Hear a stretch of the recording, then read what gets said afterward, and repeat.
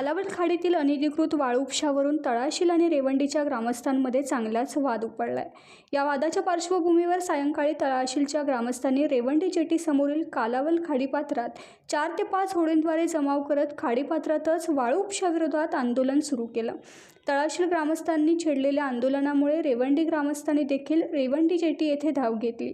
यामुळे दोन्ही गावातील ग्रामस्थांकडून होणाऱ्या विरोधामुळे वातावरणात काहीसा तणाव निर्माण झाला। याची माहिती मिळताच मालवणचे पोलीस निरीक्षक मारुती जगताप व बंदर विभागाचे निरीक्षक रजनीकांत पाटील यांनी रेवंडी जेटी येथे धाव घेत परिस्थितीवर नियंत्रण मिळवले। कालावड खाडीपात्रात अनधिकृत वाळू उपशाविरोधात गेले 6 ते 7 दिवस तळाशील ग्रामस्थांचे होडीत बसून आंदोलन सुरू आहे।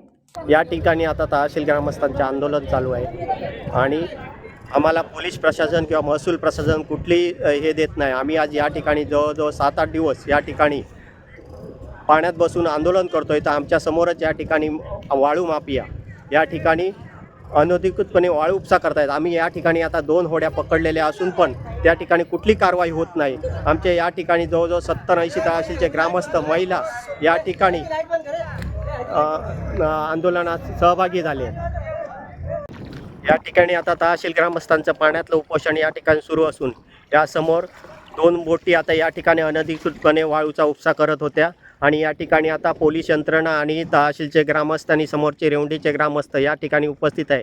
या ठिकाणी काही कायदा व्यवस्था बिघडला, आमच्या जीवाचं काय बरं वाईट झालं तर सगळी जबाबदारी प्रशासनाची राहील। आमचं आंदोलन आम्ही या ठिकाणी चालू ठेवलेलं आहे। आज सोमवार 30 तारीखपासून आज 5 दिवस झाले तरी या ठिकाणी आम्हाला न्याय मिळत नाही।